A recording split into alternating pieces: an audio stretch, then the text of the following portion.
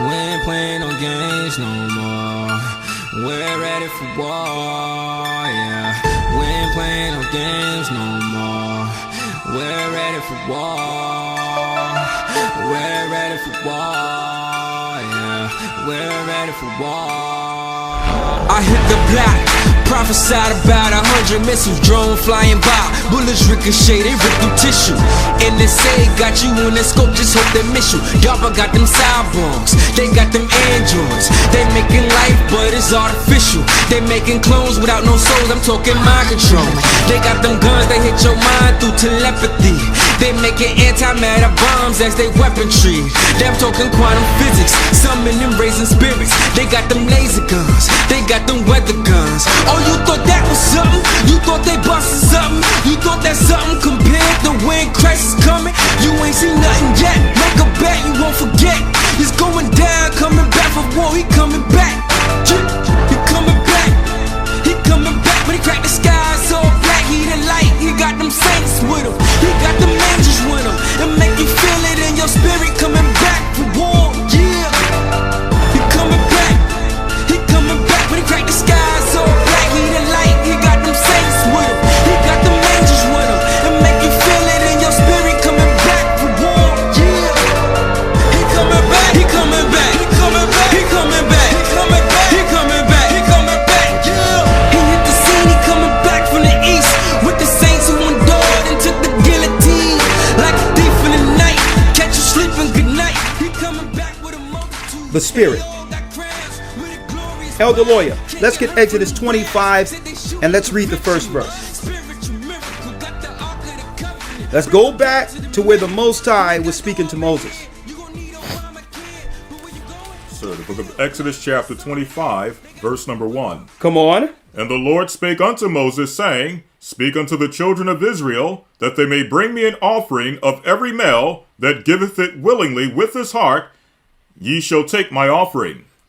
And this is the offering which ye shall take of them, gold and silver and brass, and blue and purple and scarlet, and fine linen, and goat's hair, and ram skins dyed red, and badger skins, and shittim wood, oil for the light, spices for anointing oil, and for sweet incense, onyx stones, and stones to be set in the ephod and in the breastplate. And let them make me a sanctuary, that I may dwell among them. Let me make them a sanctuary that I may dwell amongst them.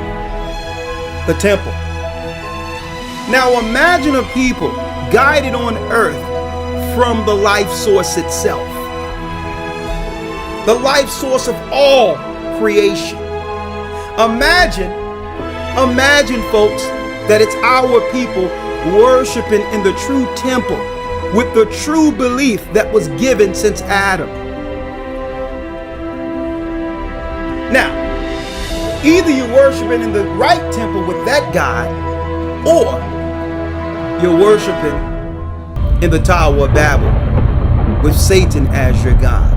Hold that and let's get two masters.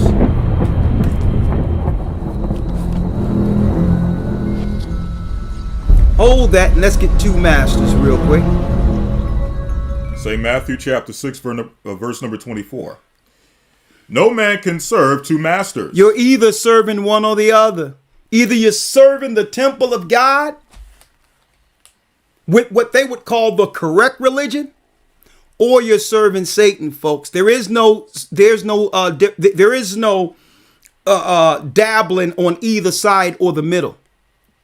Either you're dealing with a true worship that was set up, or you're worshiping Satan. Read it. No man can serve two masters. No man can serve two masters. For either he will hate the one and love the other. Either you will love the one or hate the other. See? Now, when people claim that the Bible is tampered with, that they don't believe in the God of the Bible, folks, you have to understand what they're telling you. Satan is their master. Satan sits in their mind. Satan is in their mind. Because outside of the truth of this Bible, outside of this, are what? Satanic temples and beliefs, including atheistic or agnostic beliefs. All of that is what? The dark side. See? Read. Or else ye will hold to the one and despise the other. Ye cannot serve God and mammon. You cannot serve God and mammon. See? And when you go into that word mammon, it also breaks down to what? A system. A monetary system where in God we trust, where you will set your morality based on finances. Based on, that's right, you will compromise your morality for money. So Satan knew to set up what? An economic system that would compromise God's people. And that system would lead to what? You worshiping in the temple of Satan and eventually being used at the very end for what we are about to show you. Let's go back to Exodus. What verse you left? Verse 8. Read that verse again. Yes, sir. Exodus 25, verse number 8. Come on. And let them make me a sanctuary that I may dwell among them. That I may dwell among them.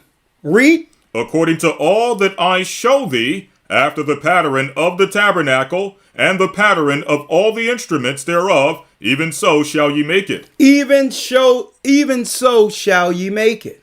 See? So here it is. God is showing his people the true worship, the true beliefs, the true understanding on how to connect to the highest brain, God himself. See? But there was a plan. Let's go to Isaiah.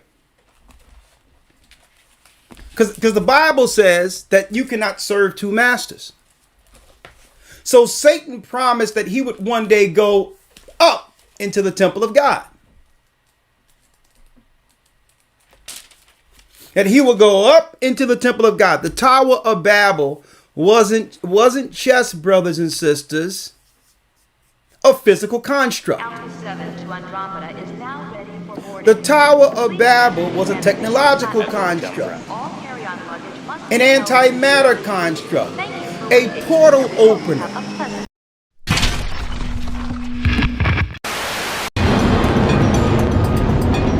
Iraq, March 19th, 2003. The United States military begins its shock and awe air campaign over the city of Baghdad. It is a preemptive strike aimed to overthrow Iraqi dictator Saddam Hussein, who the government believes is in possession of weapons of mass destruction.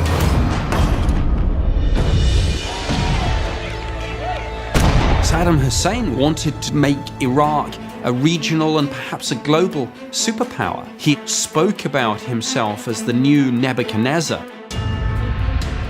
Nebuchadnezzar II was the great Babylonian warrior king, most famously known for rebuilding and expanding the Babylonian Empire in the 6th century BC. His armies conquered Egypt, as well as ransacking and destroying Solomon's temple in 597 BC. Saddam Hussein went nuts. He believed he was the reincarnation of Nebuchadnezzar. So he ordered massive reconstruction of Babylon, which was done with bricks bearing his name on them. Everyone would come to respect the ancient Nebuchadnezzar and the new Nebuchadnezzar. The missing piece to the puzzle of why we went to war with Iraq is the understanding that Saddam Hussein sought to outdo what Nebuchadnezzar had accomplished in his earlier life. The ultimate accomplishment of Nebuchadnezzar was the opening of the fiery furnace. Nebuchadnezzar had gone to Jerusalem, looted and leveled the Temple of Solomon, and he brought the wise men of the temple back to Babylon with him. What happened in the story is absolutely amazing. These three wise men enter this fiery furnace. not only did they come back out in perfect condition, they weren't alone. They came back with an extraterrestrial visitor in tow. In today's terms, we would obviously call this a stargate or a portal. Saddam knew this. There's one theory that the Iraq War was actually a war about a stargate. Saddam Hussein, so the theory goes, got access to this stargate, maybe threatened to use it. Was that why the Allied powers went in? It sounds far-fetched, but this theory is widely believed. Is it possible the United States military was pursuing more than weapons of mass destruction when they invaded Iraq? Could something of great significance, perhaps a portal to another world, have been found amongst the chaos? And if there are truths about extraterrestrial involvement with our planet hidden in forbidden zones, just what would happen when the truth is finally revealed? But in order for them to actually accomplish the Tower of Babel, the people at that time had to be of one mind, using the energy within them that came from God Himself. Because there's a part of the Most High in all of us. He created our brain. He created the antenna that could connect with Him. See? So Satan needed that same energy the Most High created at the Tower of Babel to get back to the throne of the Almighty in what the Bible calls the Battle of Armageddon. The hive mind. The only way that they can include you with the Dark Master under a hive mind, they must connect you from the sanctuary, the temple of God, the true religion that God intended for His people.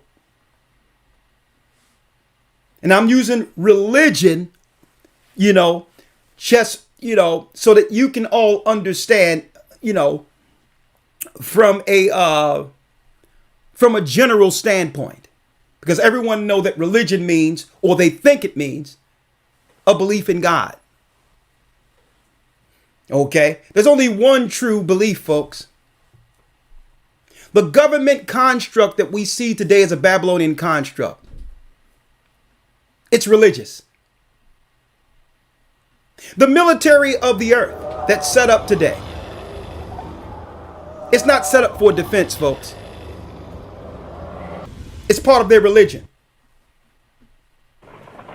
The hospitals, the institutions, all government institutions, including schools, it's part of their religion.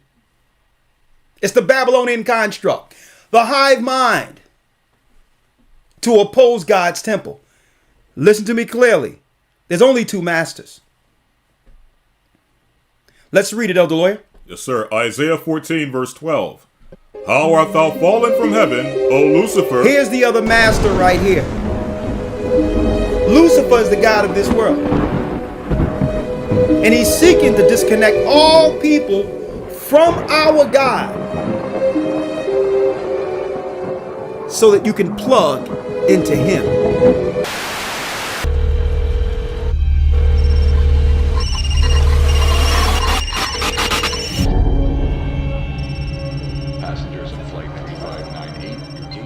Hi, Dad. Hey, buddy.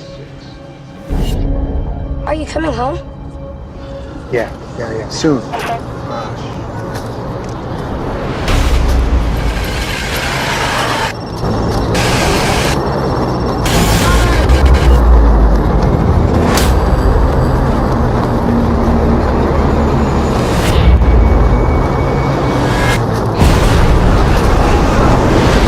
It's terrorists, right? It's gotta be terrorists. Don't lose yourself.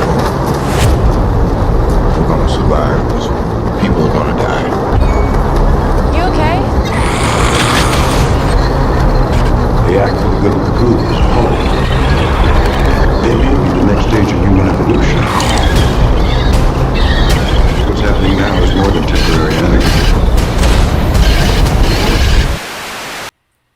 by default, if he can disconnect you by default, folks, your morality has been compromised. And you begin to connect with a hive mind, and through that can be easily controlled.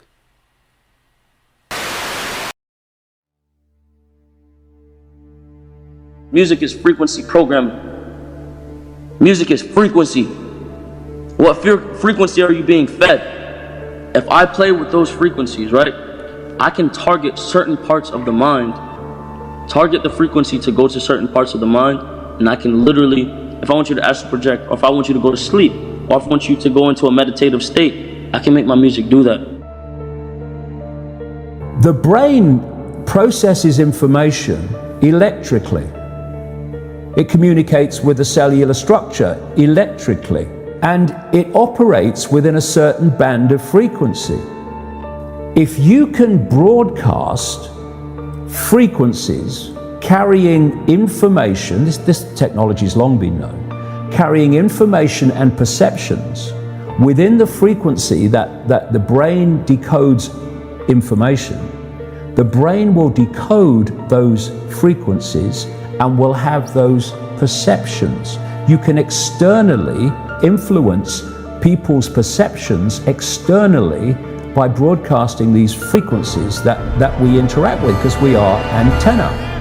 The sad reality is that where we now play our music is in A440. Where did that come from? It used to be 417. A440 came in with the Roman Catholic Church. They suppressed the frequencies. They lost somehow the 152 of the best Gregorian chants, including the hymn to St. John the Baptist, which we've now recovered. That particular hymn was what triggered Dr. Palaio's investigation, looking for those frequencies of vibration by which the music was played. It was known as the most uplifting hymn of all the ages, the most spiritually uplifting hymn.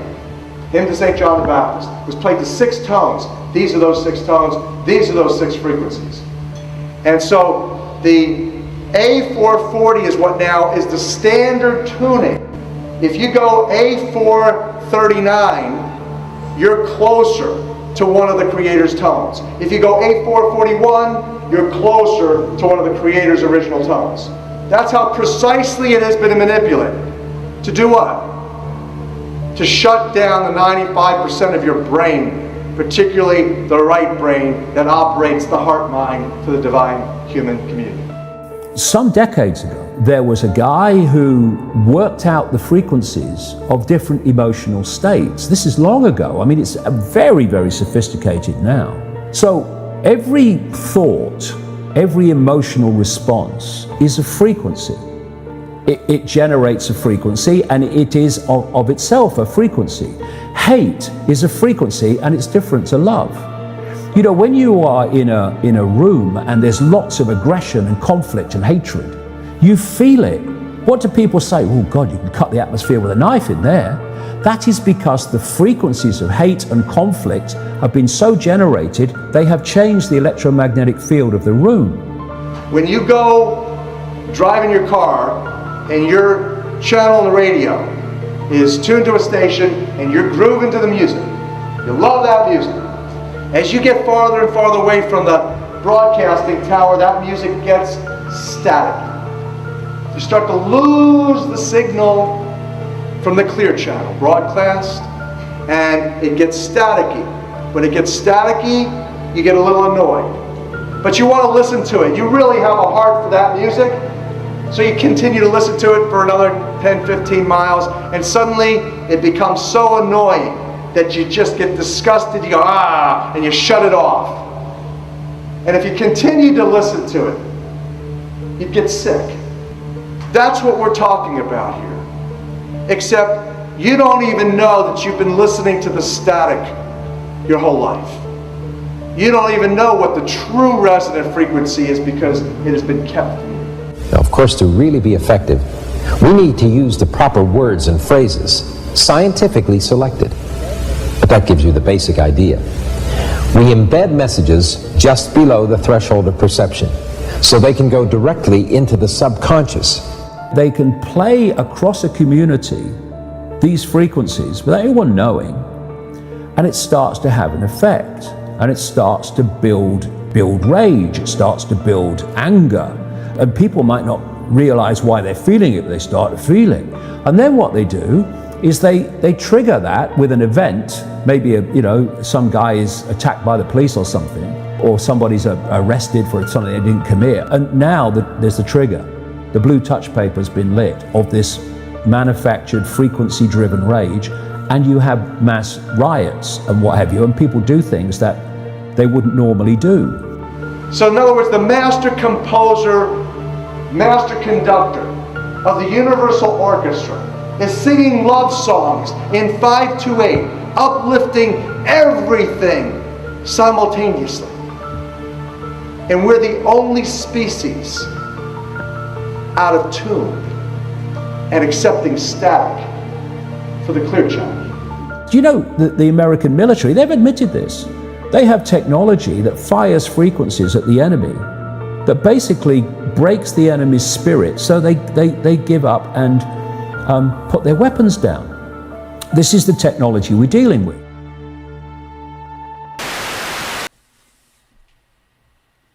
See? Mind control. This can happen when he begins to disconnect one from the ultimate spirit, God himself. That's the first form of mental illness, if you want to put it that way. When one disconnects from God. And this is why the Bible states, a fool in his heart say there is no God. A fool. See? This is why the Most High said that's the highest level of mental illness. Because through God comes what? A moral compass. A purpose for family. See? The Bible, God itself, the Bible gives us a moral conscience. A moral compass. Read. How art thou fallen from heaven, O Lucifer? Come on. Son of the morning. Son of the morning. He was one of the morning stars. Read. How art thou cut down to the ground, which didst weaken the nations? Come on. For thou hast said in thine heart, I will ascend into heaven. I will exalt my throne above the stars of God. You see the plan? I will ascend into heaven. Well, folks, he cannot accomplish this mission without the people on earth serving him. Step in front of hordes of journalists in his temples to unveil a scientific discovery that signals he's using the life source that came from God for himself. I think we can all be proud. See? Read. I will exalt my throne above the stars of God. I'm going back out in space. And most complex that was the plan. I'm going into the heavens. A 27-kilometer, one-of-a-kind outside of our firmament called the ozone layer. When you look out there, that's heaven, folks. The Higgs boson, a pivotal building block. Earth have become the fallen one's prison. The Higgs boson is the government leaders of the earth. The 70 falling over the 70 nations are controlling all governments. Okay, this is the crap they talking about, extraterrestrials and aliens and all that old other crap. Nah, it's the 70 gods that have set up Babylonian constructs all over the earth to disconnect people from our God.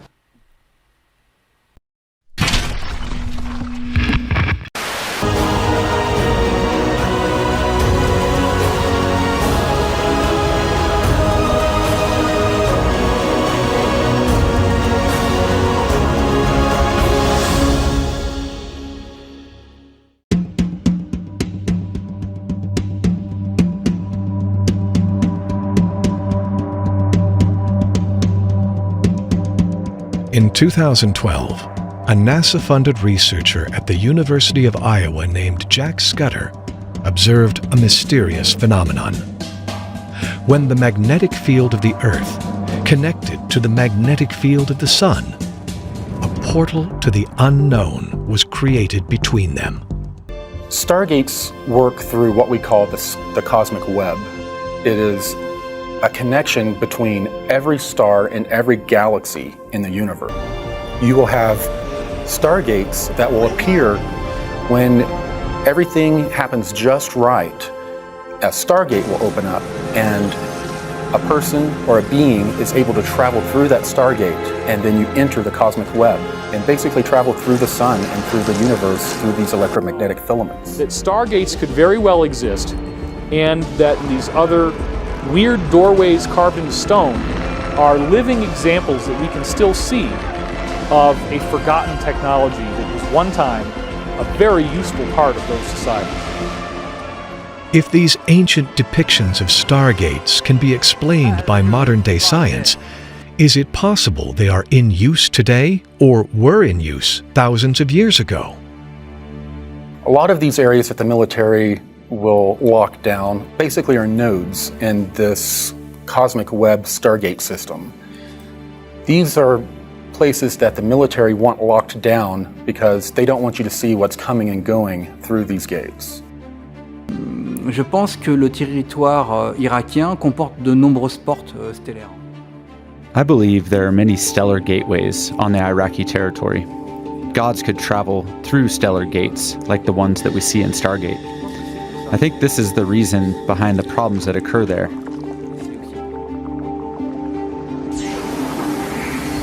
Irak, parce qu'on sait très bien qu'aujourd'hui, malheureusement, toutes les roches. Indeed, we know very well that today, most archaeological studies all over Iraq have come to a halt. Alors, une fois de plus, là, on sort un peu du contexte. Maybe we could find something. The day when it is actually possible to conduct excavations again in Iraq. Le fait qu'ils se focalisent autant et qu'ils But the fact that they got involved in and supported my work so much over several years makes me believe there is some truth to it, or at least that they had access to information which coincided with what I had translated. Anton Park's research on the Sumerian cuneiforms not only attracted the attention of those in curious fields, but it also opened new doors at looking at older evidence. The basis of our modern scholarship on Sumer comes out of the library of King Assurbanipal that was found in Nineveh. And in this area, there were metallic sheets that had patterns and little illustrations etched into them. And there are several illustrations. In the Sumerian text, there are stories very, very similar of where advanced intelligences were able to move between dimensional realities, and they would do it using a small device that they were able to take and tune in a very precise way to the material of the earth, to the rocks of the earth, that would allow them to do this. So there are other stargates. Is it possible that, like the ancient mathematical language encoded in the Great Pyramid, these shortcuts to other dimensions were created by the gods as a means to not only travel, but empower human beings to see beyond the veil? They're beginning to discover that there are many other dimensions, and that these dimensions are only separated from ours by an electromagnetic membrane. In fact, he equates it to a radio frequency. We, as creatures, right now are tuned into this radio frequency. If we could reach in and just turn the dial a little bit, you're going to tune into the next one. And how horrifying might that be, or how beautiful might that be? We don't know really what's existing on those dimensions. So there is an elaborate science that I have gone into for many years, in which I was analyzing how it was possible that a stone monument could actually function as a portal generator. That in fact, it is the remnant of an advanced technology where even with something as simple as pure stone, if you understand that the earth is naturally giving off these bubbles that will allow you to portal out into other realities, then you have to know where to build the stones, and the stones actually become like a focusing mechanism that capture those bubbles coming up from the Earth's core that are multidimensional and allow you to travel through portals. The question is, what are we dealing with? I think it's worth considering some extraordinary possibilities. Amongst them, which actually quantum physicists would not find so extraordinary, that we live in a multidimensional universe. that we're occupying one particular dimension of this universe, but there are many other dimensions which are normally inaccessible to us and inaccessible to our sensing, that can be reached in certain ways. And perhaps the most direct gateway to the realm of the gods is found through the deliberate, targeted, well thought out alteration of consciousness. That seems to me perfectly plausible. Read it. I will sit also upon the mount of the congregation in the sides of the north. I'm going to sit in the mount of the congregation in the sides of the north.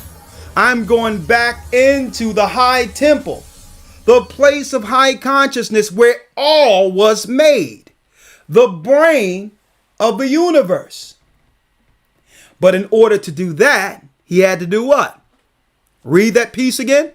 For thou hast said in thine heart, I will ascend into heaven. I will exalt my throne above the stars of God. I will sit also upon the mount of the congregation in the sides of the north. So if you're going to sit in the mount of the congregations in the sides of the north, he first must sit what? In the mount of our temple. The brain. Because why? He cannot do it without physical help within the earth. Let's go to the Tower of Babel when it says the people were of one mind. Genesis chapter 11, verse number 1. Come on. And the whole earth was of one language and of one speech. Of one speech. That means they were on one accord.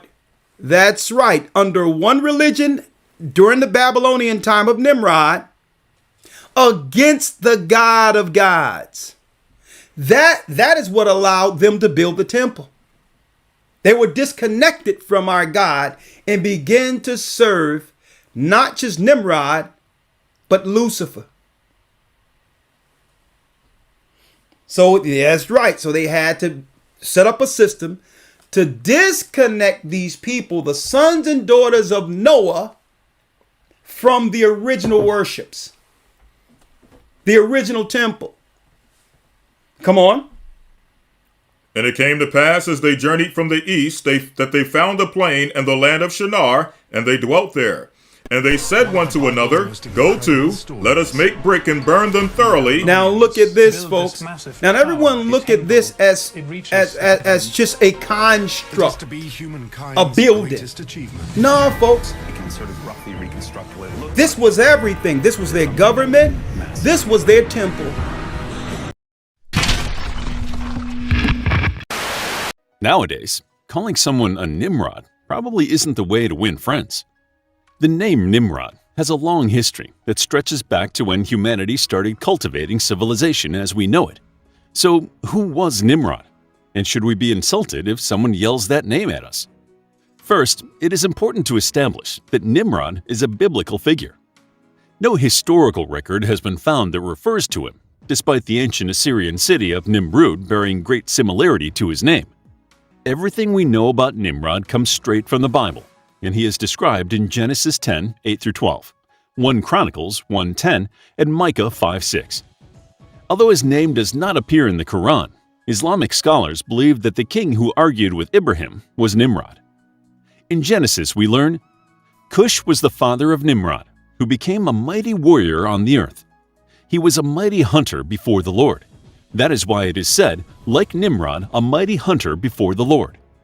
The first centers of his kingdom were Babylon, Uruk, Akkad, and Calneh in Shinar. From that land he went to Assyria, where he built Nineveh, Rehoboth-ir, Calah, and Resen, which is between Nineveh and Calah, which is a great city. In the Old Testament, 1 Chronicles 1:10 backs up the early statement. Cush was the father of Nimrod, and Micah only alludes to Nimrod when talking about Assyria, who will rule the land of Assyria with the sword, the land of Nimrod with drawn sword. As Cush has now been linked to the ancient Cushites of Sudan, it seems strange that Nimrod would be placed in Mesopotamia. Some historians explain this discrepancy by postulating that Cush actually refers to the Kassites, who once ruled Babylon, or Kashta, a region in Asia Minor. Many scholars consider that land of Shinar, where Cush is said to have lived, in the land of Sumer. As the supposed founder of Babylon, amongst other ancient Mesopotamian cities, Nimrod is often credited with being the founder of human civilization. However, many also paint him as an egomaniacal tyrant who built the Tower of Babel in defiance of God. But the stories don't end there. According to some internet sources, Nimrod was a Nephilim giant who built Babylon with divine technology and, aided by extraterrestrials, constructed a space-time travel portal called the Tower of Babel. With so many post-biblical tales linked to Nimrod, the only way we can fully explore this legend is by reviewing the traditions and stories about him. Hebrew and Christian cultures firmly placed Nimrod as the king who ordered the construction of the Tower of Babel. Several Judaic sources cite that King Amraphel, Abraham's rival in Genesis, is really Nimrod, which echoes Islamic beliefs about the king who wars with Abraham. Other contemporaries of Josephus interpreted the line, "a mighty hunter before the Lord," to mean that he was in opposition to the Lord, and he is described as the archetypal wicked king. Supposedly, as a young man, Nimrod possessed the garments of Adam, which gave him supernatural powers to subdue any animal and sway people. This story greatly influenced his reputation as a mighty hunter and enabled him to entice people into idolatrous worship. His name has also been linked to a Hebrew word for rebel, marad. Some scholars believe that this implies that he was given the name Nimrod because of his rebellion against God, and that Nimrod was not his original name but instead a description of his character. According to Genesis genealogy, Nimrod and Abraham may have lived up to 300 years apart. Nimrod was the great-grandson of Noah, but several generations separate Abraham from his forefather Shem, who was Noah's son. The issue of time can be resolved due to the long lifespans described in Genesis. It is said that Shem and his descendants lived for up to 500 years. The Bible does not detail the age of Ham or Cush when they have their children, and since Nimrod was part of this family, by the same logic, he could have been hundreds of years old when Abraham was born. Nimrod also appears in Kitab el-Magal, an early Arabic work. This work adds more details to Nimrod's life, saying he reigned for 69 years and that he received divine inspiration to commission and wear the first crown ever worn by a king, and that he and his followers worshipped fire and idolatry. All religions of the earth in the earth today stems from this disobedient act. Be it Chinese, Japanese, Asian religions, Middle Eastern religions, you name it, even African religions, they all stem from this Tower of Babel. To have one mind against the God of the Hebrews. See? One mind. The 70 came down and split the tongues, split it in 70 nations, and they made a Babylonian religion. That's right. A Babylonian religion in a different language serving that one God who split the tongues. And then what happened in the earth? Polytheism, the belief in many gods. Right here. Separating mankind from the highest consciousness, a higher, the great I am. So this wasn't just a building, folks. It was a religious temple. Also, it was a technological temple that would use, that's right, people as its energy to open up portals into the heavens, using the energy within the people, folks. And I know that sounds weird to you, right? Well, don't think it's too weird. Look at your screen. Look at your screen.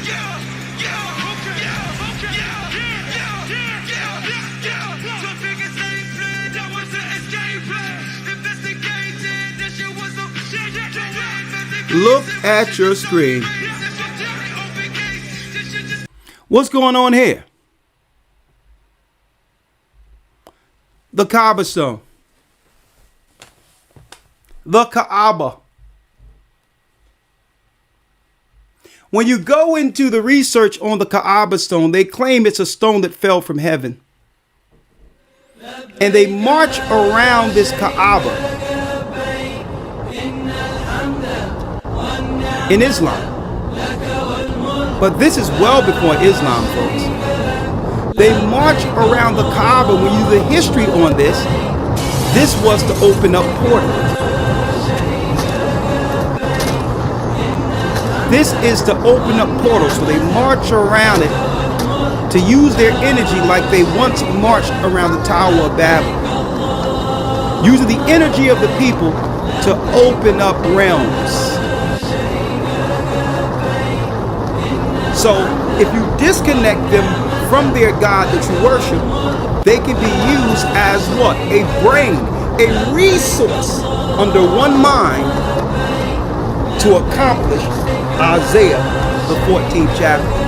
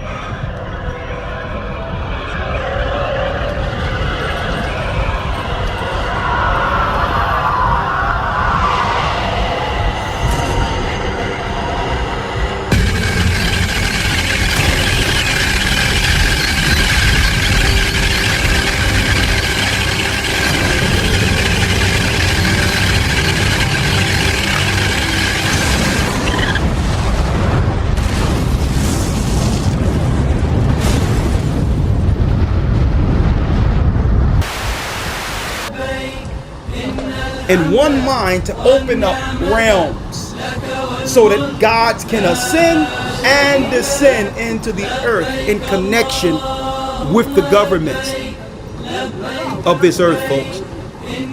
You have one here and you have another at the Vatican.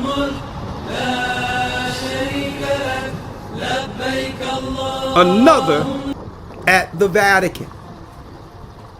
Because through religion, you can disconnect people from God to do what? To do the will of what? The God they serve. You separate them from our God, and now they are now assimilated into the government's Borg to be controlled like batteries.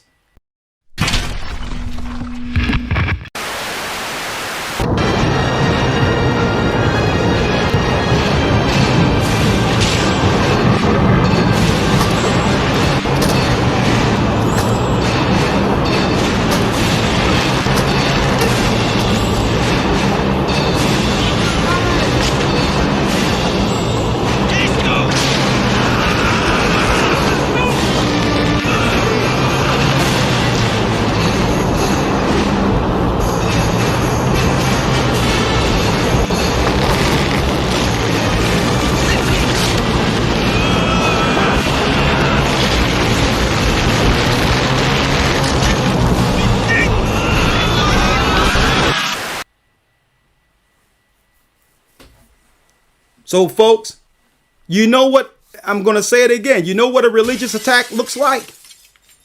Immigration. It's reinforcements to bring forth that mind against God and God's people. Bringing those religions, those ancient religions into our communities. But I digress. That's another conversation in of itself.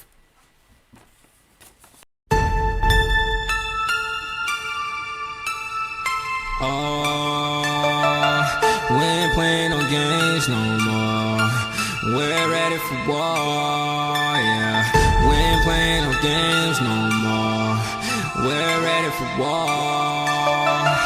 We're ready for war, yeah. We're ready for war. I hit the block, prophesied about 100 missiles, drone flying by, bullets ricochet, they rip through tissue. NSA got you in the scope, just hope they miss you. DARPA got them cyborgs, they got them androids. They making life, but it's artificial. They making clones without no souls, I'm talking mind control. They got them guns, they hit your mind through telepathy. They making antimatter bombs as they weaponry. They're talking quantum physics, summoning raising spirits. They got them laser guns, they got them weather guns. Oh, you thought that was something? You thought they busted something?